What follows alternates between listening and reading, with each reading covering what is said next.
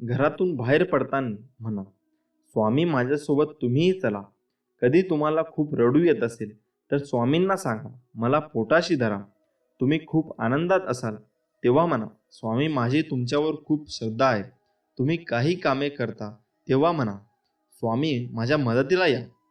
तुमच्या हातून काही चुकते तेव्हा म्हणा, स्वामी मला क्षमा करा. तुम्ही रात्री झोपताना स्वामीविषयी कृतज्ञता व्यक्त करा आणि म्हणा, स्वामी तुमच्या मायेचे उबदार पांघरून माझ्यावर घाला. प्रत्येक क्षणाला महाराजांचे नामस्मरण सुरू ठेवा. दुःखाच्या वेदना कमी होतील व सुखाचा द्विगुणित होईल. जगाला आपले दुःख किती मोठे आहे हे सांगण्यापेक्षा त्या दुःखाला सांगा की आपले स्वामी किती मोठे आहेत. भक्तांनो, असे स्वामी संदेश ऐकण्यासाठी आत्ताच व्हिडिओला लाईक करा व चॅनलला सबस्क्राईब करा. भाग्यवंत ठराल. अवधूत चिंतन श्री गुरुदेव दत्त. श्री स्वामी समर्थ. दररोज सद्गुरूंना प्रार्थना करा, आजपर्यंत जे दिले ते तुझेच आहे. मी निमित्त मात्र आहे. इतरांपेक्षा मला तू भरपूर दिले आहेस. राहिलेले आयुष्य देखील तुझ्या कृपा आशीर्वादाने सुख, शांती, समाधान, आनंद व समृद्धीचे जाण्यासाठी नामस्मरणाची ताकद दे व तुझी आठवण सतत होऊ दे. मनाचा परिणाम शरीरावर होतो, म्हणून मनात नेहमी चांगले विचार येऊ दे. चांगले आरोग्य दिल्यास तुझी सेवा अखंड करता येईल. आणि सेवा करताना हे शरीर तुझे आहे. या शरीराला कोणताही घातपात होऊ नये याचीही काळजी तूच घे. माझ्या जीवनात जे भोग असतील ते तुझ्या आशीर्वादाने नाश होत, हीच स्वामींच्या चरणी प्रार्थना. प्रत्येक माणसाची जीवनातल्या संघर्षाची एक कथा असते. ती त्याला तळमळीने कोणाला तरी सांगायची असते. कधी ती शारीरिक कष्टाची तर कधी मानसिक धैर्याची असते. कधी आलेल्या पैशात अडचणींची तर कधी विनाकारण आपल्या पाठीशी लागलेल्या संकटाची असते. हे सगळं ऐकायला आणि सहानुभूती दाखवायला कुणी मिळणं हे नशीबच. नाहीतर ही सगळी कथा आणि त्यामागची व्यथा ऐकायला त्याला देव हा एकच पर्याय दिसतो. म्हणून तो मंदिरात जातो.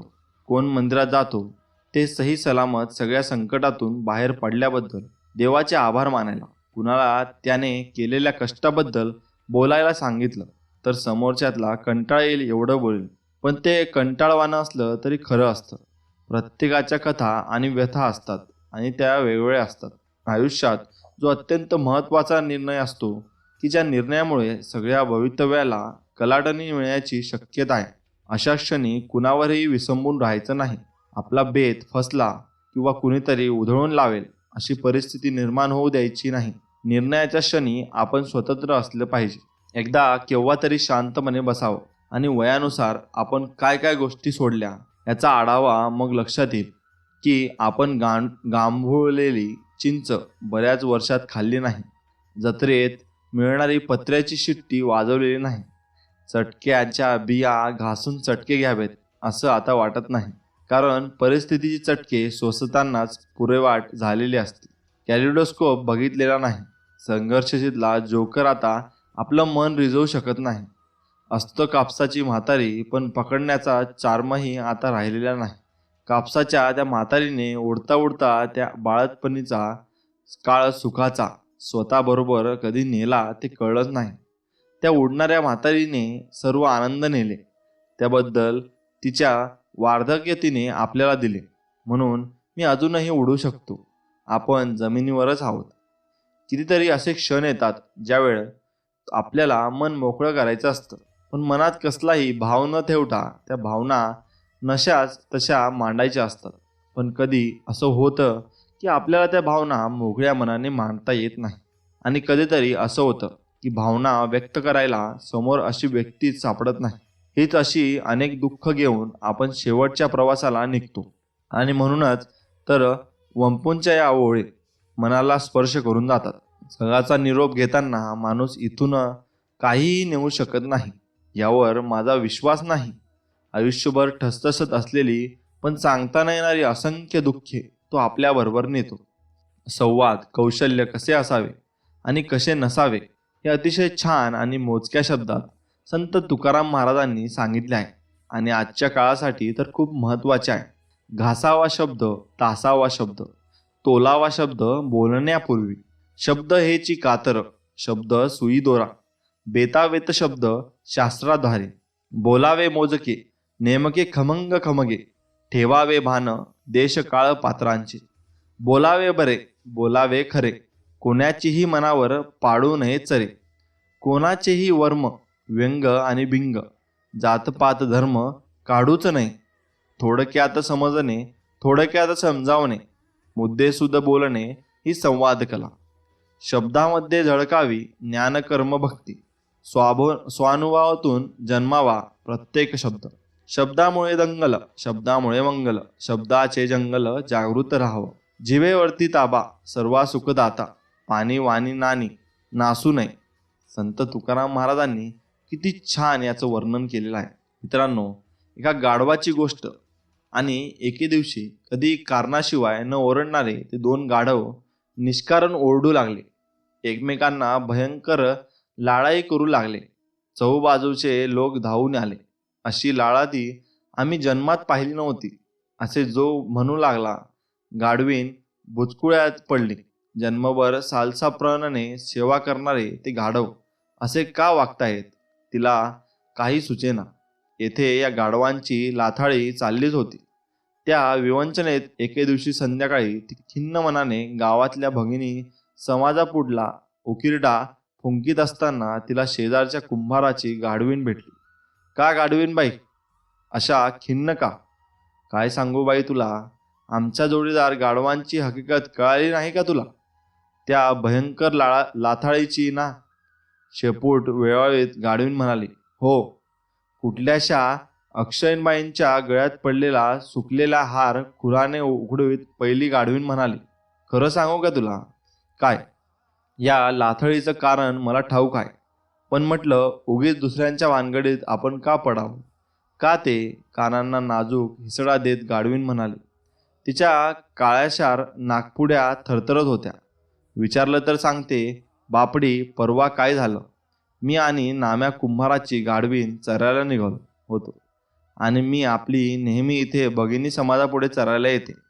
इथे पुष्कळ अहवाळ, भाषण, प्रसिद्ध महिलांचे संदेश वगैरे खायला मिळतात. आणि मग मागच्या खेपेपासून मलाही वर्तमानपत्र पचनाशी झाली आहेत.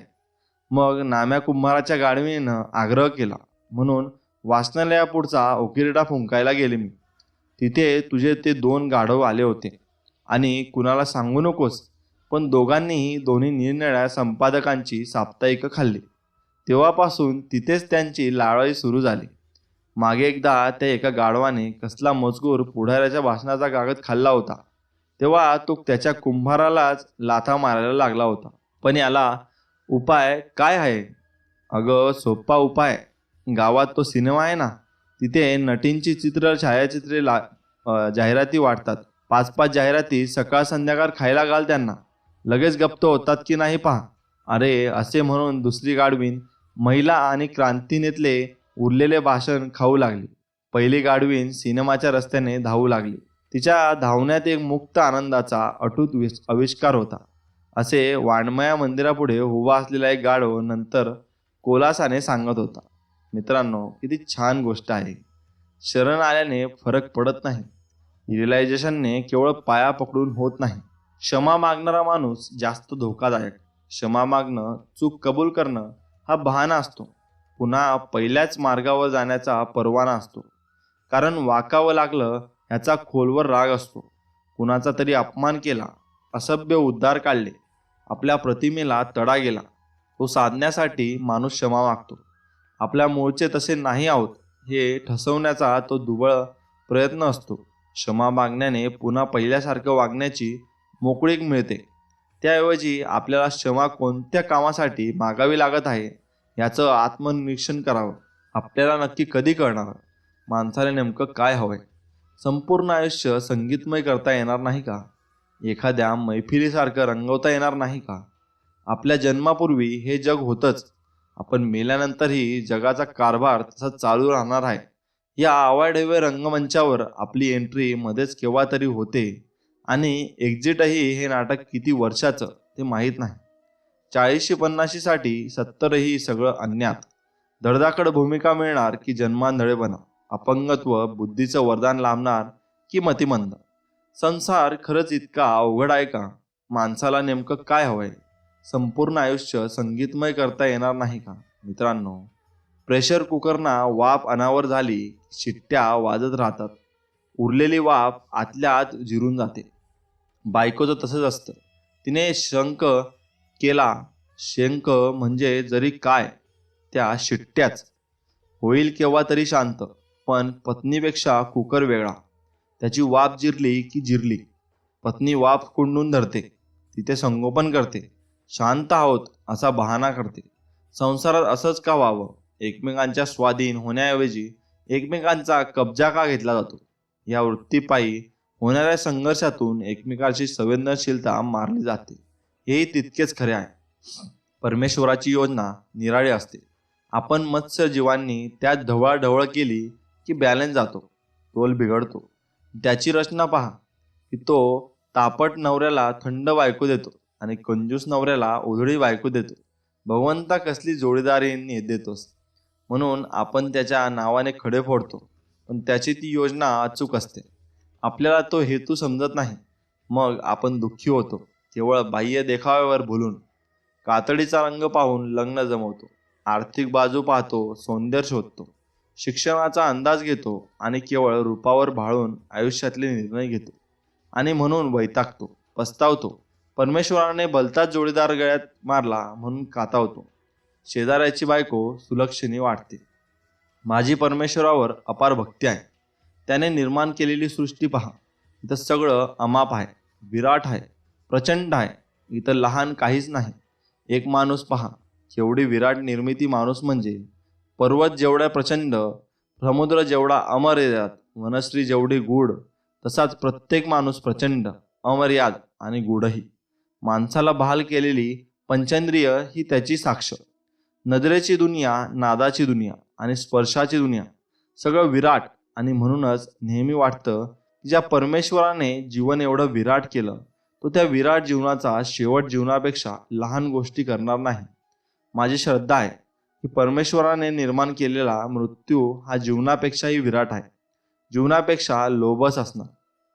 सगळे म्हणतात आयुष्य एकदाच मिळतं, ते भरभरून जगायचं असतं. पण सुरुवात कधी करायची याचं उत्तर सापडत नसतं. बालपणात अक्कल नसते, तरुणपणात जाणीव नसते. मात्र आयुष्याच्या अर्ध्यावरती आयुष्याची किंमत कळते. म्हटलं चला सुरुवात करू स्वतःसाठी, जरा जगून बघू. पण कर्तव्याच्या लोढण्यापुढे नंदी बैल हा लागतो. झुलू आता संपेल. मग संपेल जबाबदारीचं ओझं हटेल उघडण्यासाठी माझा आबाळ मी स्वतःवर तयार करेन. दिवस असेच सरत राहतात, वृद्धत्वाकडे झुकून राहतात. बकेट लिस्ट वाढवा. वाढता पहिल्या इच्छा घुसर होतात. डोळ्यांसमोर निघ आकाशावर विरुद्ध हृदयामध्ये सागर कल्लोष. चितेवरती पहुडल्यावरच आयुष्याचा संपतो. हिशोब घेऊन काहीच आलो नव्हतो, मागे काहीच उरलं नाही. इथलं संचित इथे संपलं आणि शून्यामधून शून्य गेलं. हेच खरं जीवनाचं रहस्य आहे. प्रत्येक अस्वस्थ माणसाने थोडं आत डोकावून पाहावं. तिथं त्याला एक अतृप्त जीव एरझारा घालताना सापडेल. माणूस लहान असतो मोठा असो, त्याला जे काही हवं आहे ते मिळतं. नसल्याची नांगीसारखी डंख करीत असते. जी काही आपली पात्रता आहे त्यानुसार आपल्याला जे हवं आहे ते मिळत नाही. जी भावना त्याला छळत असते, ही भावना शांतपणे जगू देत नाही. प्रत्येक छोट्या मोठ्या अवदासींना मागे एक सुप्त अहंकार असतो. आणि जोपर्यंत हा अहंकार जागचा पहारा आहे, तोपर्यंत कुणाच्याही आशीर्वादाने कोणती शांती मिळणार, अवदासींना कमी कसं होणार, हे लक्षात आलं पाहिजे.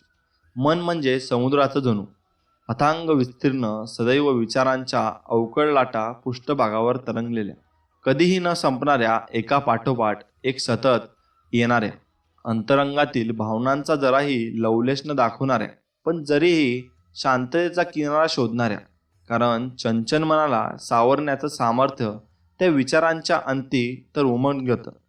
अतिविचाराने मन जेव्हा थकतं तेव्हा किनारा शोधता तर जरूर लागतो. जिथं विचारांचा शेवट तात्पुरता का होईना जरा स्थिरावतो, तर यश तो किनारा प्रत्येकाचा वेगवेगळा असतो. मनाला आनंद देणारा प्रत्येक गोष्टीचा असतो, हे लक्षात आलं पाहिजे. माणूस नेमका कसा, मान्य करा अथवा करू नका, माणसाला सतत काही ना काही ठरवून टाकणारं हवं असतं. माणूस कोणतीही व्याख्या, गणित न्यायशास्त्र, मानसशास्त्र आणि तर्कशास्त्र या सगळ्यातून निसटण्याचं शास्त्र शिकल्याप्रमाणे पळणारा वा निसटणारा प्राणी. वर्तमानपत्रातील भयानक बातमी वाचून तो थरारतो. खून, आत्महत्या म्हटलं की हळहळतो. महापुराच्या बातम्या पाहून तो परमेश्वराचा उद्धार करतो. अत्याचार, बलात्कार, लालूचपण, खुर्चीसाठी पागल झालेले पुढारी पाहून त्याची झेप उडते. तो शिव्यांची लाखोंची वाहतो. पुढाऱ्याचं रोज वस्त्रहरण करणाऱ्या आरके लक्ष्मणच्या घरातल्या घरात सत्कार करतो. आणि हाच माणूस पेपर उघडल्याबरोबर जर ह्यापैकी काही सापडलं नाही तर म्हणतो, आज पेपरमध्ये काहीच नाही. यातला कोण माणूस खरा, कोणता खोटा, हे आपण कसे ओळखावे सांगा बरं पाहू. तुमच्या नकळत तुमचंच कुणीतरी तुमच्यासाठी देवाकडे काहीतरी मागते. हे तुमचंच कुणीतरी कधीतरी तुमच्यासोबत तुमच्या सहवासात नसतं. ते प्रार्थनेनेच आणि मनाने नेहमी तुमच्याकडे असतं. ते कुणीतरी आपलं माणूस आहे हेही कळणे कठीण असते, कारण ते कुणीतरी आपल्या नजरेसमोर नसतं. म्हणून आयुष्य जेव्हा पण कधी तुम्हाला काहीतरी देतं तेव्हा त्या तुमच्याच कुणीतरी मनात मनापासून आभार मानायचे. आणि त्याहून महत्त्वाचे, आपणही कधीतरी कोणासाठी तरी त्या कुणीतरीच्या रांगेत उभे राहावे. कारण दुसऱ्यासाठी मागितलेले देव पटकन पूर्ण करतो असं म्हणतात. समोरची व्यक्ती जोवर आपल्या दुःखात सामील होण्या मनस्थितीत असते तोवर त्या व्यक्तीशी आपले दुःख वाटणे योग्य असते, मजा असते. एकदा का ती व्यक्ती स्वतःच्या वर्तुळात गेली की आपणही आपली दुःखाची कवाडे बंद करावी. दुःखाच्या गोगलगाईला कवचातच परत पाठवावे आणि त्यावर गुलाबाची पाकळी ठेवून जगाला वेडे बनवावे. जे काही भिजायचंय ते आतल्या आत भिजायचं, यालाच गुदमरणं म्हणतात. तसं खरं तर गुदमरणं आणि आत्महत्या यात फरक इतकाच की आत्महत्येत माणूस एकटा मरतो आणि गुदमरताना क्षणाक्षणाला मरतो. आयुष्य आपल्याला कधीतरी एकदम सहजपणे हसण्याचा मोका देत नाही का? मित्रांनो, आयुष्याचा प्रवास असा काही असावा. कुणाच्या तरी मनात तो कुठेतरी ठसावा. प्रत्येकाच्या हातून थोडं चांगलं घडावं. चुकलेल्या पाऊल कधीतरी सरळ पडावं. चुकलेल्याला कधी कुणी द्यावा विसावा. आयुष्याचा प्रवास असा काही असावा. हक्काचं असणं आपले एक माणूस असावं, ज्याच्यावर आपण कधीतरी रुसावं. रुसलेला क्षण कधीतरी खुदमन हसावा. आणि आयुष्याचा प्रवास असा काही असावा. मृत्यू येणार तेव्हा त्याने समोरूनच यावं. हातात हात देऊन अलगद घेऊन जावं. लपून पाठीवर वार त्याचा नसावा. आयुष्याचा प्रवास असा काही असावा. प्रत्येक माणसाची जीवनातल्या संघर्षाची एक कथा असते. ती त्याला तळमळीने कुणाला तरी सांगायची असते. खोटे बोलणं हे एकदा रक्तात मुरलं, हाडमास मजा रक्तवाहिन्यांप्रमाणे ऑटोनॉमी एक भाग झाला की तो खोटेपणाचा त्याला कधीही कळत नाही. झोपेत आणि जागेपणीचे एकूण एक व्यवहार करताना आपण श्वास घेत आहोत याचा आपल्या पत्ता तरी लागतो का? एखाद्या खोट्या समर्थनाचा आपल्याला बोधही होत नाही इतके आपण आपल्याशी एकजीव होतो. मित्रांनो, आपल्यासमोर छोटी छोटी संकटे येतात. कुणाला कुणाचा आधार मिळतो. आपण सावरतो. आपण सावरलो तरी मनावर उमटायचे ते चरे कायम राहतात. केव्हा तरी सहनशक्तीच्या शेवटच्या टोकावर पोहोचण्याची वेळ येतेच. स्फोट झाल्यानंतर समाज फक्त आश्चर्यचकित व्यक्त करतो, अरे अमका तमका प्राणी असा कोसळला, असं वाटलं नव्हतं. 25-25 वर्ष संस्कार केल्यावर कुणी घटस्फोट घेतला की 90% माणसं म्हणतात, या वयात घटस्फोट? मग 25 वर्ष काय केलं? 25 वर्ष जास्तीत जास्त सहन केलं. अंतरपाठ दूर होता क्षणी अनेकांचा प्रवास घटस्फोटाच्या दिशेने सुरू होतो. 25 वर्षे संसार केला नाही, फक्त सहन केलं. यातूनच अनेक जण दैववादी होतात. पत्रिका कुंडल्या घेऊन सर्वत्र फिरतात. कुणाला मंगळ, कुणाचा वही, राहू असं काही ना काही ऐकतात. जप करतात, नवस बोलतात. ही अशी सगळ्यांची केवलवाणी धडपड पाहून सगळ्याच माणसाबद्दल अपार कळवळा येतो आणि प्रचिती नसतानाही म्हणावंसं वाटतं, सर्वेपी सुखेनी संपन्न. मित्रांनो, कधी लक्षात ठेवा, आयुष्यातले अनेक आनंदाचे क्षण, उपेक्षेचे हुंदके, दुःखाचे कड आणि आवर घातलेले आवेग यांचे त्यालाच माहीत असतात. एखादा तरी साक्षीदार असा उन्मळून टाकणाऱ्या क्षणी जवळ असावा. यासारखी इच्छा पुरी होणं यासारखा शाप नाही, हेही लक्षात घ्या. प्रत्येकाचं असणं हे जसं त्याचं स्वतःचं असणं असतं, त्याचप्रमाणे प्रत्येकाच्या समस्या ओनरशिपच्या असतात.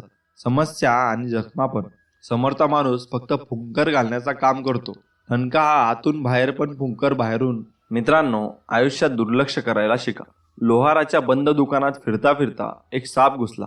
तेथे सापाच्या रुचीची कोणतीही गोष्ट नव्हती. तिथे पडलेल्या एका करवतीमुळे त्याचा खूप किरमोळ जखम झाली. घाबरून सापाने मागे वळून पूर्ण ताकदीने करवताला चावलं. सापाच्या तोंडातून रक्त वाहू लागले. पुढे सापाने आपल्या स्वभावाप्रमाणे करवतीला स्वतःला गुंडाळून बांधून आणि गुदमरून मारण्याचा पुरेपूर प्रयत्न केला. दुसऱ्या दिवशी जेव्हा लोहाराने दुकान उघडले तेव्हा त्याला करवतीभोवती गुंडाळलेला मेलेला साप दिसला. तो इतर कोणत्याही कारणास्तव नाही, स्वतःच्या रागाचा आणि अहंकाराचा बळी पडला होता. कधी कधी अहंकार व रागाच्या भरात आपण इतरांना इजा करण्याचा प्रयत्न करतो, पण कालांतराने आपल्याला कळते की आपण स्वतःचे जास्त नुकसान केले आहे. कधीकधी आपल्याला चांगले जीवन जगण्यासाठी काही गोष्टींना, काही लोकांना, काही अपघातांना, कोणाच्या बोलण्याला दुर्लक्ष केले पाहिजे. स्वतःला लक्षपूर्वक दुर्लक्ष करायची सवय लावा. आवश्यक नाही की प्रत्येक क्रियेवर प्रतिक्रिया द्यावीच. कधीकधी आपल्याला काही प्रतिक्रिया केवळ आपल्याला वेदनाच देऊ शकतात, हेही मात्र तितकंच खरं आहे. मित्रांनो, तुमच्याबद्दल कोणी वाईट बोलत असेल तर तो आशीर्वाद समजा. तुमची कोणी स्तुती करत असेल तर ती प्रेरणा समजा. तुमच्यावर कोणी खोटे नाटे आरोप करत असेल तर ती तुमच्यात सत्याची ताकद समजा. तुम्हाला कोणी मनापासून साहेब म्हटले तर तुमच्यात इतरांचे भले करण्याची ताकद आहे असे समजा. अकारण कोणी तुमच्या मार्गात आडवे येत नसेल तर ती तुमच्या मार्गाची साफसफाई समजा. उगाच तुमच्याशी असलेले नाते कोणी तोडत असेल तर तो तुमच्यातला नम्रपणे विजय समजा. तुमच्या सत्वर्तनाची कसोटी लागते तेव्हा तुम्ही योग्य मार्गावर आहात असे समजा. व मुखात कायम श्री स्वामी समर्थांचे नाव घेत चला व त्यांचे नामाचे जप करत चला व दिवसातून 4-5 वेळेस तरी स्वामींचे नाव घेत चला. स्वामी हे तुमच्या कायम पाठीशी असतात. स्वामी समर्थ म्हणतात, भिवू नकोस, मी तुझ्या पाठीशी आहे. त्यामुळे त्यांचे नाव तुमच्या मुखात असलेच पाहिजे. मित्रांनो, आयुष्यात काही माणसांना आपण गमावणार तर काही माणसे आपल्याला मिळणार. आपण फक्त जगण्याचा उत्साह गमवायचा नाही. फळा, कडू आणि डस्टर आपले मार्गदर्शक आहेत. फळा हा मोठ्या मनाचा प्रतीक आहे. खडू हा मोठ्या विचारांचा प्रतीक आहे आणि डस्टर हे मोठ्या आचरणाचा प्रतीक आहे. आपल्या वाट्याला जे काही आले ते मोठ्या मनाने स्वीकारा. नेहमी चांगले विचार ठेवा आणि झालेल्या चुका पुसून योग्य आचरण करा. जीवनात खूप माणसे भेटतात, वाऱ्याच्या झुळकेप्रमाणे येतात आणि जातात, परंतु काही माणसे अशी असतात जी मनात जागा घेतात. हीच गोड माणसे आयुष्याचा अर्थ सांगतात, ओठांवर हास्य खुलवतात आणि अश्रूही पुसतात. कधी हक्काने चेष्टा मस्करी करतात तर कधी मध्येच भावनिक होतात, परंतु तीच माणसे अशी असतात जी या दुनियेत आपली असतात. शांत राहून निरीक्षण करायला शिका. प्रत्येक गोष्टीवर प्रतिक्रिया देणे गरजेचे नसते.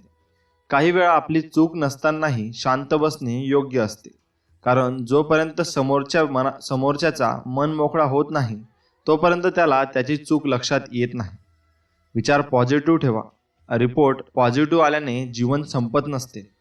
जीवन जगण्याचे सोपे गणित, जिथे आपला मान नाही तिथे कधी जायचे नाही आणि जे आपल्याला पचत नाही ते कधी खायचे नाही. ज्यांना खरे सांगितल्यावर राग येतो त्यांची मनधरणी करत बसायचे नाही. जे एकदा नजरेतून उतरले त्यांचा त्रास करून घ्यायचा नाही. वेळ पाहून बदलतो त्याला मित्र बनवायचे नाही आणि कितीही संकटे आली तरी कोणालाही घाबरायचे नाही. गैरसमजाचा एक क्षण इतका विषारी असतो की तो प्रेमाचे 100 क्षण एका क्षणात विसरतो. आयुष्याच्या तराजूत अनुभवाचे वजन नेहमी जास्तच असते. आजकाल कोणत्याही ऋतूमध्ये आभाळ भरून येऊ लागले. माणसावरचे संकट पाहून जणू सृष्टीलाही गहिवरून येऊ लागले. माणसाची समस्या त्या माणसाला जितका त्रास देत नाही त्यापेक्षा जास्त माणसाचे मन त्या माणसाला त्रास देत असते. नको ते विचार मनात आणून त्या माणसाच्या मनात भीतीचे वातावरण निर्माण करून ठेवत असते. त्यामुळेच माणूस दिवसेंदिवस खचत असतो आणि त्या समस्येतून बाहेर पडण्यासाठी मार्गही शोधत असतो. परंतु त्यावेळेस त्या माणसाला त्याचे मन त्याला चुकीच्या मार्गावर नेत असते आणि एका समस्येतून दुसऱ्या समस्येत अडविण्याचे काम आपलेच मन करत असते.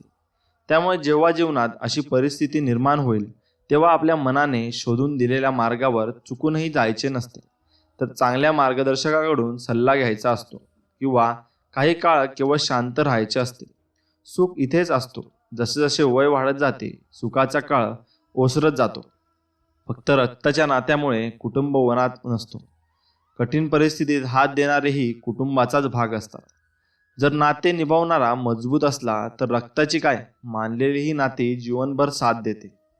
प्रवासाचा मार्ग कितीही खडतर असला तरीही एखाद्याला सुंदर वळणावर थोडाशी विश्रांती घेऊन प्रवासाची परत नव्याने सुरुवात करणे म्हणजे जीवन. आपल्याकडे जगाला देण्यासाठी काहीच नाही जर असे वाटत असेल तर चेहऱ्यावर एक छान हास्य द्या. खरोखर ही भेट इतर कोणत्याही वस्तूपेक्षा खूपच मौल्यवान आहे. मग फिरू नये अशी श्रद्धा असावी, विश्वास ढळू नये अशी भक्ती असावी, सामर्थ्य संपू नये अशी शक्ती असावी, कधी विसरू नये अशी नाती असावी. जी माणसे मनातून उतरली असतात ती माणसे नजरेला जराही सहन होत नाही. क्षणभर का होईना जगावे आणि मगच मरावे. वेदनांवर का होईना परंतु एकदा तरी प्रेम करावे. चांगुलपणा वाईटपणा माणसाच्या आपल्याच हातात असते. कोणी बांबूचा बाण बनवून कुणाला जखमी करत असतो तर कुणी बासुरी म्हणून बांबूमध्ये संगीत भरून असतो. जर वाईटपणा शोधायचा छंद आहेच तर आरशाचा उपयोग करा, दुर्बीनचा नाही. काही माणसे दिसायला तर खूपच साधी आणि सरळ दिसतात परंतु समजायला खूपच वाकडी असतात साहेब. आनंदी चेहरा आपला रुबाब वाढवतो परंतु आनंदाने केलेलं काम आपली ओळख वाढवतो. मूर्ख लोक नेहमी स्वतःला खूप बुद्धिमान समजतात परंतु बुद्धिमान लोक नेहमी स्वतःला मूर्ख समजतात. पुरुषांचा उंच आवाज एखाद्या स्त्रीला गप्प करतो परंतु स्त्रीचे शांत राहणे पुरुषाचे मनोबल खच्चीकरण करते. एक रस्ता निवडा, त्यावर विचार करा, त्या विचाराला आपले जीवन बनवा, त्याचे स्वप्न बघा. अशात यशाचा मार्ग आहे. हे जीवन असे जगायचे असते, जेही घडेल त्याला सहन करायचे असते. बदलत्या युगाबरोबर बदलायचे असते. कुठून सुरू झाले जरी हे माहीत नसले तरी कुठेतरी थांबायचे असते. कुणासाठी काहीतरी निस्वार्थपणे करायचे असते. स्वतःच्या सुखापेक्षा इतरांना सुखवायचे असते. दुःख आणि अश्रूंना मनात कोंडूनच ठेवायचे असते. जशी हसता नाही आले तरीही हसवायचे असते. पंखामध्ये बळ आल्यावर घरटे सोडायचे नसते. आकाशात झेपावूनही धरतीला विसरायचे नसते. जरी मृत्यूने अगदी समोरून येऊन आपला जीवही मागितला तरी मागून मागून काय मागितलेस असे म्हणायचे असते. परंतु जग सोडताना मात्र समाधानाने जायचे असते. गरिबांच्या प्रेमळ स्वभावाला झिरडकारले जाते आणि श्रीमंताच्या रागीट स्वभावाला हसत हसत स्वीकारले जाते. माणसाचे वेगळेपण हे मरेपर्यंत असते. जसजसे आपण एखाद्या व्यक्तीच्या जवळ जाऊ तसं त्या व्यक्तीचे अनेक रूप अनेक प्रसंगी आपल्याला अनुभवायला मिळतात. काही मोहक असतात तर काही कठोर. आपल्याला सगळे स्वीकारणे जमले की समजावे आपल्या मनाने पूर्णतः समर्पण केलेले आहे. प्रेमात ज्याने प्रेमात समर्पण केलेले नसते ते तिथून वाट बदलतात. माणूस उगाच शांत राहत नसतो. काही दुःख माणसाचा आवाज हिसकावून घेतात. मन आणि माणसाच्या भावना कितीही दाबून ठेवल्यात तरी पण त्याच्या हृदयात जर खरंच आपण असतो तर त्याला मात्र मन आणि भावना दोन्हीही अगदी सहज समजतात. दुःखाला थोडेसे आपलेसे करा, मग होणाऱ्या वेदना ही हळूहळू ओळखीच्या होऊन जातील. नशिबात नाही म्हणून जीवनभर दुःखी राहण्यापेक्षा समाधानी कसे राहता येईल हे ज्याला समजले ना तो खरा जीवन जगायला शिकला. सुख दुःखाची मनाला होणारी जाणीव म्हणजेच आठवण. कोणत्याही गोष्टीची पूर्ण माहिती असल्याशिवाय निष्कर्ष लावत जाऊ नका. अशाने केवळ गैरसमज वाढतात. जीवन जगत असताना कशाचे तरी वेळ पाहिजेच. ये माझ्या विचारांनी थांबणारे, जरा एका दिवसाची सुट्टी द्या. उगाच येऊ नका. आता थोडा डोक्याला आराम द्या. तावातावाने येता नेहमी आणि मनाचा संपूर्ण ताबा घेता. मनाला विचलित करून डोळ्यांमधून वाहूनही जाता. नाते टिकवण्याची सुंदर कला. कधी आनंदाने येता आणि माझ्या मनाला लांब नेता. आनंदित करून तन्मन सारे उंच उंच झोके घेता. असेच राहता थांबून. नावही कधी घेता नसता जाण्याचे. जप ध्यान योगा काय काय म्हणून करायचे. खरे तर तुमच्याचमुळे मी घडत असतो, परंतु एका दिवसाने तरी कुठे बिघडते. होऊन निर्विचार कधी अशा फिरून शेवटी मी मला सापडतो. स्वभाव म्हणजे रंगाची पेटी. स्वतःचे चित्र रंगवत असताना दुसऱ्याचे चित्र बिघडणार नाही याची काळजी घेतली तर आपले रंगसुद्धा छान फुलतात. निस्वार्थी जगायचे ठरवले की जीवाला जीव देणारी माणसे ही भेटत जातात.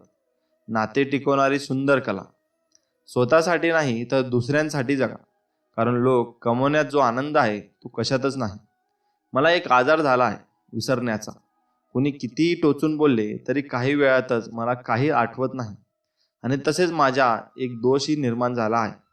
जर कुणी आपुलकीने 2 शब्द जरी बोलले तरी लगेच छपाईप्रमाणे काळजावर कोरले जातात. त्यांना कितीही मिटवण्याचा प्रयत्न केला तरी मिटत नाही. जे जीवन आपल्या वाट्याला आले आहे ते आनंदाने जगणे, त्या जीवनातील रस आणि सुगंध शोधणे, तो सर्वांना आनंदाने देणे हा सुखी होण्याचा सर्वात सोपा मार्ग आहे. नम्रपणा हा गुण सर्व गुणांमधच्या जास्त किमती आणि मौल्यवान आहे. हा गुण त्यांच्याकडे आहे त्याच्यासोबती किती बलाढ्य स्पर्धक असते तरी तो जीवनात नक्कीच यशस्वी होतो. तेवढेच बोला जेवढे ऐकू शकता, कारण लोकांनाही तोंड असतो. मित्रांनो, एक लक्षात ठेवा, तुम्ही जेवढे बोलता तेवढे लोक पण बोलतात, म्हणून आपण विचार करूनच बोलले पाहिजे. जीवन अजिबात अवघड नसतेच मित्रांनो. कधी पाणी नसते नळाला, तर कधी असून पाणी घोटभर देणारेच कुणी नसते. कधी पगार झालेला नसतो, तर कधी झालेला पगार उरलेलाच नसतो. कधी कमावलेला पगार खर्च कुणावर करायचा हाच प्रश्न सुटलेला नसतो. कधी जागा नसते, कधी जागा असली तर त्यात पोकळी नसते, तर कधी जागा आणि पोकळी दोन्ही असली तर त्यात नात्याची ऊब नसते. कधी डब्यात भाजी आली आपली आवडती नसते, कधी आपल्यात भाजी आवडलीच तर करपलेली पोळी डब्यात असते. आणि जर का दोन्ही गोष्टी मनासारख्या असल्या तरी शेजारच्या डब्यातून येणाऱ्या खमंगच्या वासात आपली इच्छा अडकलेली असते. कधी कोणी सोबत असूनही एकटेपणा असतोय, कधी कोणी सोबत नसतानाही उगाच प्रत्येक क्षण भरल्या वारवल्यासारखा वाटतो. कधी काही आठवडे शब्द कानावर पडतात, कधी नको ते शब्द कानावर आदळतात. कधी अपेक्षित असलेल्या व्यक्तीकडून नको ते अनपेक्षित अनुभव येतात, तर कधी अनपेक्षित असलेल्या व्यक्तीकडून नको ते अपेक्षित अनुभव येतात. कधी आपण वागायचे तर कसे समजत नाही, कधी समोरचा का बरं असा वागतोय याचे उत्तर सापडत नाही. कधी कोणाला दोष द्यायला समजत नाही, कधी कोणाचे आभार मानायचे हेही समजत नाही. कधी डोके टेकायला जागा सापडत नाही, आणि कधी जर जागा सापडलीच तर नमस्कार करायची इच्छा होत नाही. कधी कुठे कठोरतेने वागायचे आणि कुठे नरमाईने वागायचे हे उमजत नाही. कधी समोरचा व्यक्ती आपल्याला विनाकारण हक्काचा वाटू लागतो, तर कधी समोरच्याने आपल्यावर दाखवलेला हक्क आपल्याला नकोसा वाटू लागतो. कधी पैसा असल्यावर नात्याची आवड होते, आणि नाती असली तर त्याचा मौज मज्जाच्या गरजा पूर्ण करता येत नाहीत, म्हणून मन हिरमुसते. यामध्ये आणखीन 5-6 गोष्टी वाढवल्या तर मला सांगा, यापेक्षा वेगळे आपण काय जीवन जगतो? ताण घेतलास तर तणाव होतो.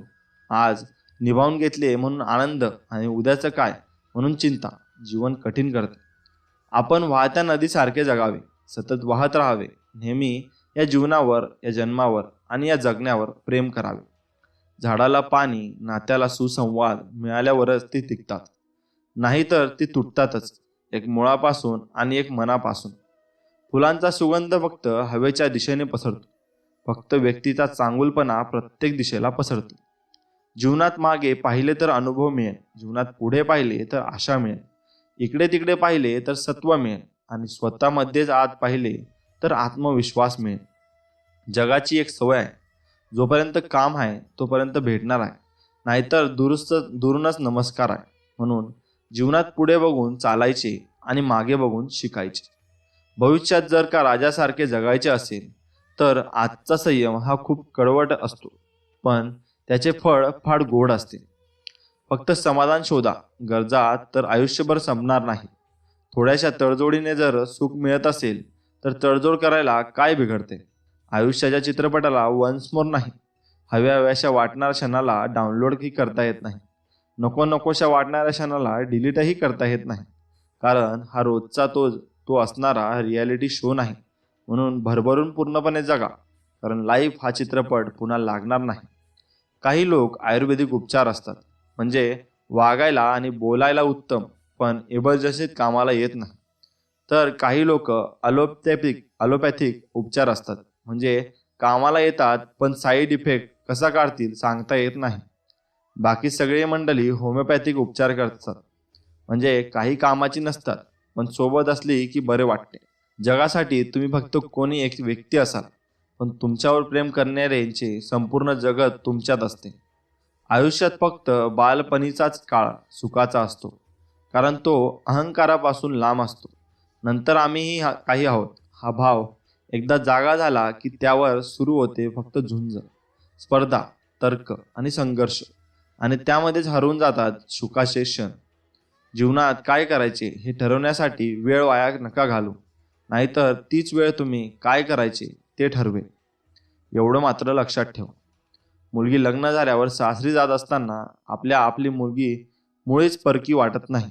पण जेव्हा काही दिवसांनी तीच मुलगी आपल्या माहेरी आल्यावर, हात तोंड धुतल्यावर आपल्या घरातील टॉवेल न घेता मुलगी आपल्या बॅगमधून काढून छोट्याशा रुमालाने तोंड पुसते, तेव्हा ती खूप परकी वाटते हो. पाणी प्यायल्यानंतर आपल्या हातातील ग्लास ठेवायला जेव्हा ती किचनच्या दारातून जागा शोधते, तेव्हा ती खूप परकी वाटते हो. दमून बसलेली असते त्यावेळेत विचारते पंखा लावू का, तेव्हा ती खूप परकी वाटते. जेवायला बसल्यावर सगळे जेवण समोर असतानाही ती साधे भांड्याने झाकणही उघडून पाहत नाही, त्यावेळी ती खूप परकी असते. परत आपल्या सासरी जाताना तिला विचारतात आता कधी येशील ग, तेव्हा ती उत्तर देते बघीन, आता काय माहीत कधी येणे होते ते, तेव्हा ती खूप परकी वाटते. गाडीत बसल्यावर खिडकीकडे तोंड करून पाणावलेले डोळे लपवण्याचा प्रयत्न करते, तेव्हा मात्र सगळा परकेपणा नाहीसा होतो. हा प्रेमाचा, आपुलकीचा, मायेचा खजिना त्याच्यात नशिबात असतो, जो मुलगी झाल्याने दुःखी न होता आनंदाने गर्वाने फुलून जातो. मुलगी ओझे नसून आयुष्यातील हिरवळ आहे. तिला फुलू द्या, तिला बहरू द्या, तिला शिकू द्या. सगळी नाती पाकात मुरलेल्या गुलाबजाम इतकी गोडच असावी असे मुळीच नाही. ती तशी गोड मिट्ट असायला नकोच, कारण ती मग गुलाबजामासारखीच महाग आणि मर्यादितच असणार. खरे तर आपली नाती ठेल्यावरच पाणीपुरीसारखी असतात, अगदी साधी पण हवी हवीशी वाटणारी. कधी कुठे हाक दिली तर क्षणालाही विलंब न करता धावत येणारी. नाती कडक चहासारखी असावी, एक घूट मारला की डोके आणि मन ताजे करून देणारी. नाती साध्या वारम भातासारखी असावी, अहंकाराचा गरम मसाला टाकलेल्या मसाले वांगीसारखी तिखट आणि जळजळीत असू नयेत. मसाले वांगेसोबत जेवताना मजा खूप येतो, पण दुसऱ्या दिवशी मसाले वांगे आपला प्रताप दाखवतो. नाती पुरणपोळ्यासारखीच असू नयेत, जी पचायला खूप जड असतात. नाती पॉपकॉर्नसारखी हलकी असावी, आणखी आणखी फुलत जाणारी. सीताफळासारखी नाही तर मुळीच असू नये, ज्यामध्ये समज कमी आणि गैरसमज जास्त असतो. भलेही एक वेळ फणसासारखी असली तरी चालेल, दिसायला वरून काटेरी पण आतून मस्त रसाळ. आयुष्यात कडू नाती ही असावीत, पण कारल्या इतकी कडू मुळीच नसू नयेत. ती असावी मेथीच्या भाजी इतकी कडवट, कारण त्याच्या कडवटपणाही जिभेला चव आणणारा असतो. नाती श्रीखंडासारखी उंच श्रेणीची नसली तरी चालेल, पण ताकासारखी शिनवटा दूर करणारी नक्की असावी. एखादे नाते कैरीसारखे आंबट असेल तरी चालेल, पण त्याचा गोड मुरब्बा आपल्याला मात्र करता आला पाहिजे. स्वतः माघार घेऊन कमीपणा घ्यायला शिकलो, म्हणून आजवर खूप नाती सांभाळून माणसे कमावली. फक्त हीच आमची श्रीमंती. जर का तुम्हाला खरोखर नाते सांभाळायचे असेल तर समोरील माणसाची चुका सांभाळून घेण्याची मानसिक असावी, आणि जर का तुम्हाला नाते टिकवायचे असेल तर नको तिथे समोरील माणसाची चुका काढण्याची सवय नसावी. म्हणजे झाले. आपली शक्ती आणि आपण कमावलेला पैसा हे आपण जीवनाचे फळ आहे, पण आपण कुटुंब आणि आपल्यावरती मित्र हे आपल्या जीवनाचे मूळ आहे. आपल्या पाठीशी किती जण आहेत हे मोजण्यापेक्षा आपण किती जणांच्या पाठीशी आहोत याला महत्त्व जास्त आहे. आपल्यावर एखादे संकट आले की घाबरायचं नाही. आपण समजायचे त्या संकटाबरोबर एखादी छान संधी पण आली आहे, कारण संकट हे कधीच संधीशिवाय एकटा प्रवास करीत नाही. लक्षात ठेवा, संकट हे संधीचा राखणदार असते. फक्त संकटावर मात करा, संधी फक्त तुमचीच आहे. लक्षात ठेवा, वडाचे झाड हे कधीच पडत नाही, कारण ते जेवढे वर वर चढते जाते तेवढेच ते जमिनीखाली पसरते. जीवनात तुम्हाला जर पडायचे नसेल तर तुमचा स्वतःचा विस्तार वाढते वेळी चांगल्या मित्रांची सोबतही वाढवा. आयुष्यात नेहमी सुई बनून राहा, कधी कैची बनून राहू नका, कारण सुईने नेहमी दोन तुकड्यांना जोडते आणि कैची एकाचे 2 तुकडे करते. धडा तर लहान मुलांकडून घेतला पाहिजे, जे आपलाच मार खाऊन परत आपल्यालाच बिलगतात. नाती जपत चला, कारण आज आपण एवढे एकटे पडलोत की कुणी आपली फोटो काढणार पण नाही. स्वतः आपली सेल्फी काढावी लागते, ज्याला आपण फॅशन समजतो. मित्रांनो, तुम्ही नाती ही कायम टिकून ठेवा, कारण नातीच तुम्हाला आयुष्यात भरपूर उपयोगी पडतात. मित्रांनो, आज एक बोधकथा आपण जाणून घेऊ. एक व्यक्ती मागील 2 दिवसांपासून वाळवंटात हरवला होता. त्याच्या जवळचे पाणी आणि जेवण संपले होते. आज त्याची परिस्थिती अशी होती की जर का त्याला पाणी मिळाले नाही तर त्याचे मरण निश्चित होते, याची जाणीव त्यालाही होती. पण तो हताश होऊन सभोवतालचे दूरदूरपर्यंत जेवढी नजर जाईल तिथपर्यंत डोळे ताणून ताणून पाहत होता. त्याची नजर जीव वाचवण्यासाठी पाणी शोधत होती. तेवढ्यात त्याची नजर एका अंतरावर असलेल्या झोपडीवर गेली. तसाच तो थबकला. त्याला वाटले, हा भास नाही तर नाही ना, नाहीतर मग नक्की हा मृगजळ असेल. मग काही असो, तिकडे जाऊया, असेल काही तर मिळेल असा विचार करत पाय ओढत स्वतःचे थकलेले शरीर घेऊन तो निघाला. काही वेळातच त्याच्या लक्षात आले की तो भास नव्हता. झोपडी खरोखरच होती, पण ती झोपडी रिकामी होती. त्या झोपडीत कोणीच नव्हते आणि झोपडीला बघितल्यावर असे वाटत होते बऱ्याच दिवसापासून, कदाचित वर्षांपासून तिथे कुणीही आलेला नाही. आता हा पाणी मिळेल या आशेने तो आत शिरला आणि समोर दृश्य पाहून तो थबकला. माणूस मागतो 1 डोळा आणि देव देतो 2, अशी त्याची स्थिती झाली होती. तिथे बोरिंग, एक हँडपंप होता आणि त्याचा पाईप जमिनीत शिरला होता.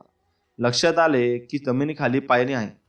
हा पाईप तिथेच गेला आहे. त्याच्या अंगात एकदम उत्साह संचारला.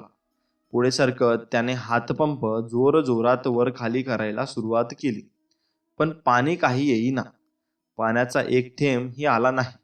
नुसताच पंपाचा फक्त आवाज येत राहिला. अखेर हताश होऊन तो मटकन खाली बसला. आता त्याला आपले मरण जाणवत होते. त्याला आता वाटायला लागले की आपले मरण निश्चित आहे आणि तेही इथेच आहे. असा विचार करत तो भगवंताची आठवण करीत वर बघायला लागला. तसे त्याचे लक्ष कोपऱ्यात ठेवलेल्या बाटलीकडे गेले. परत एका अत्यानंदाची लहर उठली. बाटली पाण्याने भरलेली होती आणि वाफ होऊन जाऊ नये म्हणून व्यवस्थित सील केलेली होती. चटकन तो पुढे सरकला. त्याने पाणी पिण्यासाठी बाटली उघडली. तेवढ्यात बाटलीवर लावलेल्या एका कागदाकडे त्याचे लक्ष गेले.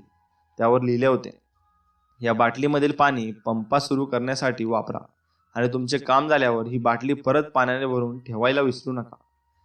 कागदावरील सूचना वाचून त्याचा ठोका चक्रावला. त्याच्या मनात धुंद सुरू झाले. काय करावे? या सूचनेकडे दुर्लक्ष करून सरळ पाणी पिऊन मोकळे व्हावे की सूचनेप्रमाणे करावे, त्याला काही समजत नव्हते. तो विचारात पडला की समजा सूचनेप्रमाणे पंपात पाणी ओतले आणि पंप खराब असेल तर, पंपाचा पाईप तुटला असेल तर, खालचे पाणी आटून गेले असेल तर, पाणी वायाच जाईल. सगळा खेळच खल्लास. पण सूचना बरोबर असतील तर मग भरपूर पाणीच पाणी. पाणी पंपात ओतण्याचा धोका पत्करावा की नाही यावर त्याचं मत ठरेना. शेवटी मनाचा निर्धार करत थरथरत्या हातांनी त्याने ते पाणी पंपात ओतले. डोळे मिटून देवाचा धावा केला आणि पंप वर खाली करण्यास सुरुवात केली. हळूहळू पाण्याचा आवाज सुरू झाला आणि काही क्षणातच पाणी यायला सुरुवात झाली. मग पंपमध्ये भरपूर पाणी यायला लागले. त्याला काय करू नि काय नको असे झाले. तो ढसळसा पाणी प्यायला लागला. मनसोक्त पाणी प्यायला आणि स्वतःच्या जवळच्या सगळ्यात बाटल्या पण काठोकाठ भरल्या. तो खूप खुश झाला होता आणि त्याने मग ही आता शांत झाले. पाण्याने तृप्त झाल्यावर त्याने लक्ष आणखी एका कागदाकडे गेले. तो त्या परिसराचा नकाशा होता. त्यानुसार सहज लक्षात आले होते की मानवी वस्तीपासून अजून खूप दूर होता. पण आता निदान त्याच्या पुढच्या प्रवासासाठी दिशा तरी समजली होती. त्याने निघण्याच्या तयारीआधी त्या बाटलीच्या कागदावर एक ओळ स्वतः लिहिली. विश्वास ठेव, हे पाणी पंपात होता, पाणी येतोच. आणि तो पुढे निघाला. तात्पर्य, ही गोष्ट आहे देण्याच्या महत्त्व सांगणारी. काही मिळवण्यासाठी आधी काही द्यावे लागते, अधोरेखित करणारी. काही दिल्यानंतर मिळते ते भरपूर असते आणि खूप आनंददायी असते. त्याहीपेक्षा जास्त प्रकर्षाने ही गोष्ट विश्वासाबद्दल सांगितली. विश्वासाने केलेले दान खूप आनंद देते, हे कायम लक्षात ठेवा. मित्रांनो, एक कथा आपण जाणून घेऊया. एका शाळेने ठरवले की चालू वर्षापासून शाळेत शिकत असलेल्या सर्वात गरजू मुलांना शाळेकडून आर्थिक मदत द्यायची. त्यासाठी शाळेतील शिक्षकांनी चांगली माहिती गोळा करून अचूक मुलगा निवडावा. तरच मदत ही योग्य विद्यार्थ्याला किंवा विद्यार्थिनीला मिळेल. शिक्षकांसाठी शाळेत सर्वात गरजू विद्यार्थी शोधणे म्हणजेच खूप मोठी अडचण होती. कारण आता ही लहान मुले सुद्धा इतकी छान आणि स्वच्छ राहतात की मुलांजवळ जरी एक जोडी कपडे असले तरीही त्याला दररोज धुवून आणि त्याची प्रेस केल्यासारखी घडी केल्यानंतर त्याला वापरतात. मग आता गरजू मुलगा शोधण्याचा तरी कसा? आणि प्रत्येकाला विचारायचे तरी कसे की तुमच्यात सर्वात गरजू कोण आहे? शिक्षकांसमोर खूपच मोठी अडचण होती. 4-5 दिवस नुसते अंदाज लावण्यातच निघून गेले. मोठ्या वयाच्या माणसामध्ये गरजू माणूस शोधणे जितके सोपे आहे, पण लहान मुलांमध्ये तितकेच अडचणीचे आहे. एका शिक्षकाने शेवटी जी मुले गाडीनेच शाळेत येत होती आणि गाडीनेच घरी जात होती अशा 3-4 मुलांना हाताशी घेतली. जेवणाची सुट्टी झाली आणि शिक्षक ऑफिसकडे निघाले, तर बाजूच्या वर्गात काही मुले फळ खाताना दिसली. शिक्षक वर्गात गेले आणि फळ खाणाऱ्या मुलांना विचारले, मुलांनो, एक मदत कराल का? मला आपल्या वर्गातला सर्वात गरजू. एका क्षणाचाही उशीर न लावता त्या सर्व मुलांनी एकाचे नाव उच्चारले. सर, आपल्या वर्गातील तो अजय आहे ना, तो सर्वात गरजू आहे. मुलांनी एका सेकंदात प्रश्न सोडवला होता. हे कशावरून म्हणता? सर, त्याचा शर्ट 2-3 ठिकाणी तरी शिवलेला आहे. त्याच्या हाफ पॅन्टलाही मागून 2 मोठे ठिगळं लावलेले आहेत. त्याच्या पायात चप्पल राहतच नाही. आता जेवणाच्या सुट्टीत बघा, तो कुठेतरी एकटा बसून प्लॅस्टिकच्या पन्नीमध्ये आणलेले फक्त अर्धी भाकरी खात असेल. आणि सर, ती भाकरी कालचीच राहते. भाजी कुठली सर? गुळाचा लहानसा एक खडा असतो. आम्ही सांगतो, अजय तर सर्वात गरजू आहे. शाळेतने त्याच्या मुलाला मदत द्यायला हवी. मुले अगदी एखाद्या वाहत्या पाण्यासारखी सतत पुढे बोलतच राहिली. पण त्या शिक्षकाला हे ऐकून शक्य नव्हते, कारण त्या शिक्षकांचा अजय आवडता विद्यार्थी होता. ते अगदी विचारातच पडले की अजय एवढा गरजू असेल की सर्वांनी एकमुखाने त्याच्या गरिबाचे दाखले द्यावेत. त्याचे अक्षर स्वच्छ आणि मोकळे होते. त्या अक्षरात त्याच्या नितळ मनाचे दर्शन त्या शिक्षकांना घडत होते. एकदा तर त्यांनी आपल्या घरी पत्नीला दाखवायला नेली होती आणि म्हणाले होते, बघितलेस, हे 7व्या वर्गाच्या मुलाचे अक्षर आहे. असे सुंदर अक्षर असावे हे माझे स्वप्न होते. उत्तराला सुबक परिच्छेद, समास सोडून योग्य प्रस्तावना आणि अखेर करून लिहिलेले उत्तरे. पेपरचे गठ्ठे आणायला अजय धावतच येत असे आणि त्याच्या आधीच ते गठ्ठे उचलून वर्गात नेण्याचा अजयचा उत्साह त्या शिक्षकाला थक्क करून टाकत असे. शिक्षक अगदी विचारमग्न असा अजय परिस्थितीने एवढा खचलेला असेल याची कल्पना सुद्धा मला येऊ नये. या गोष्टीचा आम्हाला खूपच दुःख वाटत आहे. जी गोष्ट माझ्या इतर विद्यार्थ्यांना समजते आणि मला त्याची साधी कल्पना नाही र. अरे रे, अजय मागील सहलीला आला नव्हता. फक्त 100 रुपयेच घेतले होते मुलांकडून. पण अजयचे नाव लिस्टमध्ये नव्हतेच. मी साधा त्याला एक शब्द विचारलाही नाही. मी खूप कमी पडत आहे. सहलीला आलेल्या मुलांच्या किरबिलाटात नाही आलेल्या अजयची मला कधी आठवणही झाली नव्हती. केवळ 100 रुपये नसल्याने त्याचे रमण सायन्स बघण्याचे राहून गेले. एका चांगल्या अनुभवाला मुकला होता तो. त्याचा हा आनंद मी हिरावून होता. यादीत अजयचे नाव नाही म्हणून मी त्याला जवळ का बोलावले नाही?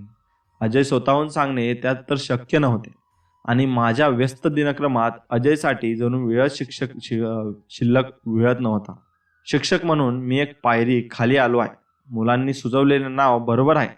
आर्थिक मदत आणि ती पण भरघोस मदत अजयला मिळायलाच हवी. आता कसलीही शंका नाहीच. त्याची गरिबी बघायला त्याच्या घरी जायचेच काहीही कारण नव्हते. सर्व मुलांनी एका स्वरात सुचवलेले नाव आणि अजयने सहलीला न येणे या सगळ्या गोष्टींचा विचार करून शिक्षकाने मुख्याध्यापकांना नाव देऊन टाकले. अजय राणे, वर्ग 7वा, अनुक्रमांक 45. आदरणीय मुख्याध्यापक नाव वाचून म्हणाले, चांगली खात्री केली आहेस ना सर? कारण लहानशी रक्कम नाही आहे. या विद्यार्थ्याची पूर्ण वर्षाची फी, त्याचे शालेय शिक्षण साहित्य, गणवेश इत्यादी सर्व या रकमेवर सामावणार आहे. मुख्याध्यापकांच्या मोठ्या आत्मविश्वासाने ते म्हणाले, सर, त्याची काळजी करू नका. वर्गातील सर्वात गरीब आणि हवे तर आदर्शही म्हणा तर अजय राणेच आहे. एका योग्य विद्यार्थ्याची निवड केल्याचे समाधान घेऊन ते निघाले. अजयला मिळणारी मदत, त्यामुळे त्यांच्या आर्थिकदृष्ट्या चांगले होणारे शैक्षणिक वर्ष याची कल्पना चित्रे रंगवत दिवस कसा संपला ते त्यांना कळलेच नाही. दुसऱ्या दिवशी शिक्षक शाळेत लवकरच गेले. शाळेतील चांगल्या अक्षरांचे सर म्हणून प्रसिद्ध भोयर सरांनी खूप चांगल्या प्रकारे फळा सजवला होता.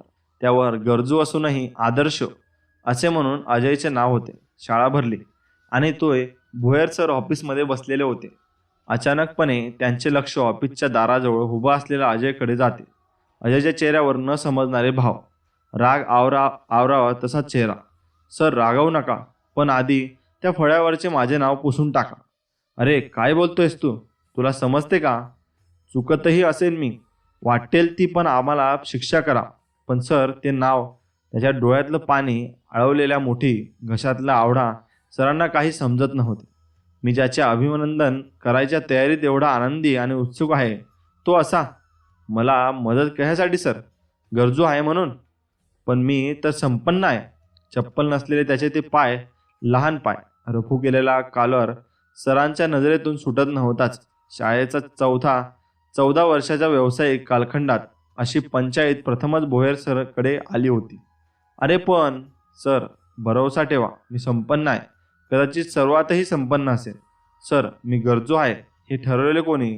मी बोलताना चुकत आहे हे मला कळत आहे. पण सर, जर का ते नाव तसेच राहिले तर मी आज नक्कीच आजारी पडेन. बोलता बोलता अजय सरांना जवळच्या आला आणि त्यांनी भोयर सरांचे पाय धरले. अजयला उठवत सर म्हणाले, ठीक आहे, तुला ती मदत नको आहे ना, तर बरं, नको घेऊस. पण तू संपन्न आहेस ते कसे काय? सर, आपण माझ्या अभ्यासाच्या वह्या बघा, सगळ्यांचा विषयांचा त्या पूर्ण आहेत. हे खरे आहे की मी पुस्तके जुनी वापरतो. पण सर, नवीन पुस्तक आणि मागल्या वर्षीच्या पुस्तकातील मजकूर तर तोच असतो ना. मी आपल्या मनात काय उतरवतो हे महत्त्वाचे नाही ना. सर, माझे 5वी पासूनची टक्केवारी बघा, नेहमी पहिल्या 3 मध्येच असतो. मागील वर्षी खेळापासून तर निबंधापर्यंत सर्व बक्षिसे मलाच आहेत. सर सर सांगा ना, मी गरजू कसा? अजय सरांनाच विचारत होता. आता तर सरांच्या दुःखाचे पाणी विरून त्यात अजयच्या भविष्याचे स्वप्न थरारत होते. खरे आहे का अजय? पण तुला या पैशाने मदत कसली सर? उलट माझी कष्ट करण्याची वृत्तीच नाहीशी होईल. शाळाच फी देतीये म्हटल्यावर मी वडिलांबरोबर रंगाच्या कामाला जाणे बंद करेन. म्हणजे? वडील घरांना रंग देण्याचे काम करतात. ठेकेदार बोलावतो तेव्हाच काम मिळते. तेव्हा ते मला त्यांच्याबरोबर नेतात. 4 पैसे आम्हाला मिळतात तेव्हा मी जमा करतो. तर संचयिका आहे या शाळेची, त्यातले माझे पासबुक बघा. पुढच्याही वर्षाची फी देता येईल एवढी रक्कम आहे त्यात. मुलांनी तुम्हाला काहीतरी सांगितलेले वाटते म्हणून तुम्ही मला निवडलेले वाटते. पण सर, मीच नाही तर आमचे घरचेही सर्व संपन्न आहेत. घरातले सगळे काम करतात. काम म्हणजे कष्ट. जेव्हा रंगाचे काम नसते तेव्हा बाबा बस व हमालीही करतात. आई धुणे भांडे करते. मोठी बहीण 2री 3रीच्या शिकवण्या घेते. सर, वेळ कसा जातो, दिवस कसा संपतो हे कळतच नाही. शाळेतल्या वाचनालयातली पुस्तके मी सर्वात जास्त वाचली आहेत. तुम्ही सांगितल्याप्रमाणे लेखकांनाही मी पत्र पाठवतो. सर, माझ्या घरी याच तुम्ही. माझ्याकडे व काळे यांच्या स्वाक्षरीचे पत्र आहे सर. आणि आहे ना मी संपन्न. आता तर तो हास्य रेषांनी मोहरला होता. सर, शेजारच्या काकांकडून मी उरलेल्या वेळात पेटीही शिकलो.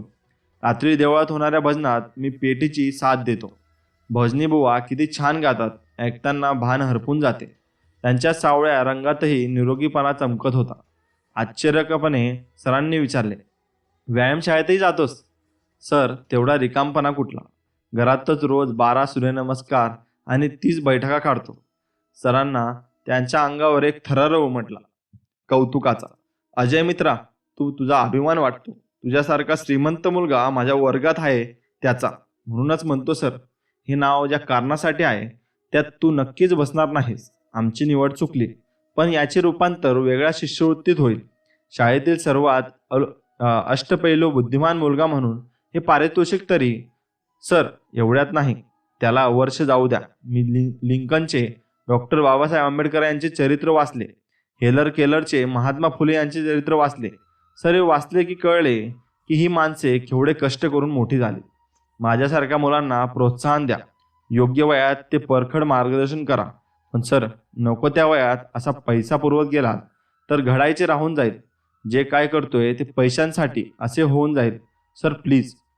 वाचनाने, स्पर्धातल्या सहभागाने, कलेच्या स्पर्धाने, कष्टाने त्याला वाणील्या व्यावहारिकेची ती खोली होती. संस्कारांमुळे नम्रतेची झालर होती. आता मला माझ्या समोरचा अजय राणे स्पष्ट दिसतही नव्हता. त्याच्याबद्दल कौतुकाचे अश्रू माझ्या डोळ्यात दाटले होते. शाळेतला सर्वात संपन्न मुलगा माझ्यासमोर उभा होता. परिस्थिती पचवून परिश्रमाने स्वतःवर पैलू पाडणारा, संपन्न. आणि त्याला मी धन्यवाद देऊ इच्छितो की त्याच्याकडून मला काहीतरी शिकावयास मिळाले. असे सरांच्या मनात सरांनी घेतले व गृहीत धरले व पुढे त्यास त्यांनी भरपूर काही सहकार्य केले. मित्रांनो, आपापले सामान घेऊन तर सगळे रेल्वे स्टेशन जाण्यासाठी पायऱ्या चढतात. परंतु त्यावेळी तिथे पायऱ्या चढताना अडचण होत असलेल्या एखाद्या आजीचा हात धरून जर तिला मदत केली तर तिने घट्ट धरलेला हात आपल्या आईने नक्कीच आठवण करून देतो. तशी ही गोष्ट खूप लहानशी असते, परंतु करायची असते.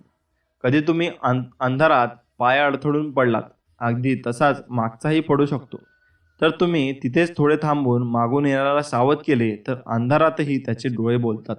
तशी ही गोष्ट खूप लहानशी आहे, परंतु करावायची असते. कधी कधी कमी जागेत मोटरसायकल पार्क करत असताना स्टँडवर मोटरसायकल तिरकी न लावता जर गाडी स्टँडवर सरळ लावून मागच्यालाही थोडी जागा ठेवली तर त्याचे धन्यवाद ऐकायला मस्त वाटते. तशी ही गोष्ट खूप लहानशी आहे, परंतु करायची असते. किराणा दुकानाच्या गर्दीत तिने घेतलेल्या सामानाचा ढीग पाहल्याने जर त्या ताईची पिशवी आपण धरून ठेवली तर सामानाला नीट ठेवणे तिला सोपे जाते. माणसातील तिष्णारण असलेली बंधने गळून पडतात. तरी ही गोष्ट खूप लहानशी असते, परंतु करायची असते. कधी कधी होत असते असे. मित्रांनो, आपण खूप महत्त्वाच्या मीटिंगमध्ये राहतो. खूप वर्षांनी एका जवळच्या मित्राला आपली आठवण येते. आपली इच्छा असूनही आपण मित्राचा फोन उचलू शकत नाही.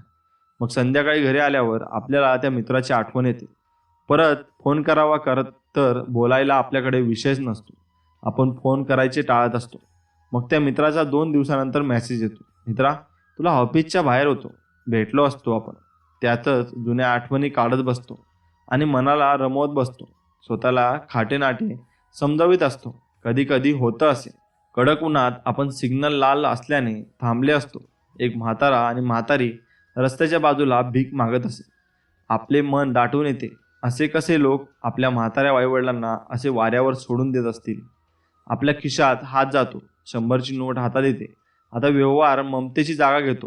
हे सर्व समोरील म्हातारा ओळखतो आणि आपल्याला बोलतो, बाळा 10 रुपये दिले तरी खूप आहेत. तो आपली पेचातून सुटका करतो.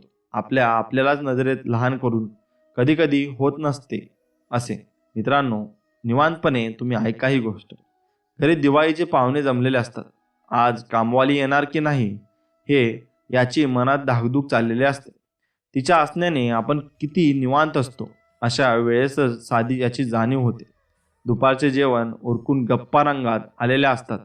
कामवाली बाई येते आणि आपले काम आटपत असते. आपण तिच्या मुलांना उरलेली बासुंदी द्यावी का ह्या संभ्रमात असतानाच कामवाली बाई आपल्या हातात एक डबा देते. त्या डब्यात चिवडा लाडू असतो. साहेब, तुम्ही दरवेळीच देता, आज तुम्हाला माझ्याकडून. आता कोण श्रीमंत आणि कोण गरीब हा विचार आपला पिछाच सोडत नाही. कधी कधी होतं असते असे. उन्हाळ्यात आपण गच्चीवर गाढ झोपेत असतो. त्यातच ऊन अंगावर येताच आई उठवते. आपल्या लक्षात येतं की आईला ताप आहे. सुट्टीत आपण आलो आहे म्हणून अंगात उसने बळ आणते. मेसेजच्या खाण्याने कंटाळा असेल म्हणून 4 दिवस होईल तितके पदार्थ पोटात आणि उरलेल्या डब्यात भरून येतात. दिवस उलटत असतात आणि एक एक रात्री वडिलांचा फोन येतो. जर काम झाले असेल तर तुझ्या आईला एक फोन कर, आज तिचा वाढदिवस आहे. निर्लज्जपणा म्हणजे हाच तो काय. झटपट फेसबुकच्या आभासी मित्रांना दिलेल्या वाढदिवसाच्या शुभेच्छा आठवतात. आपण लाजत आईला फोन करतो. त्यावर आई बोलते, बाळा या वयात आमचा कसला रे वाढदिवस, तू जेवलास ना. आपल्या तब्येतीला जपाजाळा. कानात एकदम गरम तेल ओतल्याचा भास होतो. अश्रू डोळ्यातून मुक्त होऊन व्हायला लागतात. आपल्यापासून काहीतरी खूप खूप दूर जात आहे असे आपल्याला जाणवत असते. खरेच कधी कधी होते असते असे. मित्रांनो, तुम्ही जीवनात खूप कष्ट घ्या, खूप मोठे व्हा, पण आईवडिलांना कधी विसरू नका. नेहमी आईबाबांना असे वाटते की भावाला एक भाऊ पाहिजे. म्हणूनच खूप घरात 2 किंवा 3 भाऊ राहायचे. लहान असताना बहीण भाऊ सगळ्यांचे एकमेकात जीव असतो. कोणतेही काम एकत्र करणे, खेळणे, गंमत जम्मत करणे, सोबतच शाळेत जाणे, एकमेकांची काळजी घेणे. एकाला काही त्रास झाला तर दुसऱ्याच्या डोळ्यात पाणी येणे, कपडेही एकमेकांचे घालणे. काही आवडीची वस्तू, खाण्याचा पदार्थ किंवा काहीही असो, जर का तो दुसऱ्याला आवडतो तर पहिल्याने कमी घेणे आणि आपल्या भावाला जास्त देणे, आपले मन मारून बही किंवा भावाच्या गरजांच्या प्रथम प्राधान्य देणे. आई ही नेहमी म्हणायची, काहीही झाले तरी एकमेकांची साथ कधी सोडायची नाही. तेव्हा आईला वचन द्यायचे, आम्ही कधीही एकमेकांची साथ सोडणार नाही. मग आमचे कितीही मतभेद झाले तरी हे ऐकून आई वडिलांनाही खूप समाधानी वाटायचे. आम्ही भरून पावलो असे आई वडिलांना वाटायचे. एकमेकांसाठी नेहमी त्यागाची भावना राहायची. अशा प्रकारे एकदमच मजेत जीवन चालत असताना मग भावाभावामध्ये काय झाले? बहीण भावाचे लग्न झाले आणि संबंधांमध्ये तिथूनच दुरावा सुरू झाला. हे जीवात जीव घालणारे भाऊ बहीण आई वडिलांचा जमिनीचे हिस्से मागू लागले. तसेच हिस्सा पडताना एखाद्या भावाला थोडी जमीन जास्त गेल्यावर तुझी माझी म्हणून भांडायला लागले. कोर्ट कचेरीच्या सुरुवात झाली. एकमेकांना एकमेकाचे तोंड बघणे आता अपटकून वाटू लागले. घराच्या वाटणीवरून ही भांडणे सुरू झाली. मग आई वडिलांचा सांभाळ कुणी करायचा? आणि जो करेल त्याला जमीन पैसा जास्त पाहिजे. तसेच बहिणीची वाटणी व्हायला लागली. तिला दिवाळीला वेळी कोण साडी चिवडा लाडू देणार? आई एक भावाकडे तर दुसऱ्या भावाकडे वडील अशी परिस्थिती दिसायला लागली. त्यामुळे मित्रांनो, अशी परिस्थिती निर्माण नाही व्हायला पाहिजे आणि आपल्या भारत देशात तरी नाही व्हायला पाहिजे. आपला देश हा कृषी संपन्न आहे आणि ते आपला राजा हा शेतकरी मित्रांनो खूप कष्ट करीत असतात व ते पीक पिकवत असतात आपल्यासाठी. त्यामुळे आपण त्यांची साथ कधी सोडली नाही पाहिजे आणि आईवडिलांना खूप मजेत ठेवलं पाहिजे. खूपदा समजतात असेही दिसते, मुले असूनही आई वडील मुलीकडे राहतात. काही वेळा तर सगळे काही असूनही आई किंवा वडील वृद्धाश्रमात दिसतात. वाटणीसाठी भाऊ एकमेकांची हत्या सुद्धा करतात. आजच्या परिस्थितीत जर का समजण्यासारखे बघितले तर जवळपास 90% भाऊ एकत्र दिसत नाहीत. काही भाऊ एकमेकांशी बोलत नाही. काही तर एकमेकांच्या घरीही जात नाही. काही तर एवढे कट्टर असतात की एका भावाचा मृत्यू झाला तर दुसरा भाऊ त्याच्या अंत्यविधीलाही जात नाही. तसेच एकमेकांच्या लग्न कार्यालाही जात नाही. जर का दुर्दैवाने एखाद्या भावाला आजार झाला किंवा अपघात झाल्यावर दवाखान्यात भरती झाल्यावर त्याला भेटायला न जाता अजून भोगोल तो अशी शब्द वापरतात. अरे, एकाच आईच्या बुधरात जन्म घेऊन एवढा शत्रुत्वपणा कुठून आला देव जाणे. आपण लहानपणी दिलेला अनाभाका सर्व विसरलेत. जो कोणीही माझी पोस्ट आणि माझा संदेश ऐकत असेल त्या भावाने किंवा त्या बहिणीने विचार करावा की आपण बहीण भाऊ खरेच एकमेकांशी बोलत नाही का? जर का असे असेल तर सगळे विसरून फोन करा व क्षमा मागा किंवा भेटायला जा. काही वर्षानंतर या पृथ्वीवर दोघेही नसणार. परस्परांबद्दल आदर बाळगा. एक श्रीमंत असेल व दुसरा गरीब असेल तर ती अडचण येऊ देऊ नका. आपण भावंड आहोत याची जाणीव ठेवून एकमेकांबद्दल संबंध चांगले ठेवा. प्रेमाने दादा ताई म्हणून हाक मारा. एकाने जरी केले तरी ते लिहिण्याचे सार्थक झाले असे म्हणून समजा. माणुसकी हाच एक धर्म. मेल्यावर खांदा देईन काय उपयोग? जिवंत असताना एकमेकाला हात द्या. मित्रांनो, तुम्ही जर आईवडिलांना सांभाळले तरच त्यात सगळ्यांचे सुख आहे. तुम्ही स्वामी समर्थांचे नाम घेता, पण जर तुम्ही आईवडिलांना आदर करत नाही तर त्याचा काही उपयोग नसतो. मित्रांनो, मी तुम्हाला प्रत्येक व्हिडिओमध्ये सांगत असतो, दिवसातून एकदा तरी तुम्ही स्वामी समर्थांचे नाव घेतले पाहिजे आणि स्वामी समर्थाला नमन केले पाहिजे. व तुम्ही ते केले तर स्वामी समर्थ कायम तुमच्या पाठीशी असतील ही मी ग्वाही देतो. व आजचा व्हिडिओ आपण इथेच सांगाता करू. मित्रांनो, अवधूत चिंतन श्री गुरुदेव दत्त. श्री स्वामी समर्थ. जय जय स्वामी समर्थ. धन्यवाद.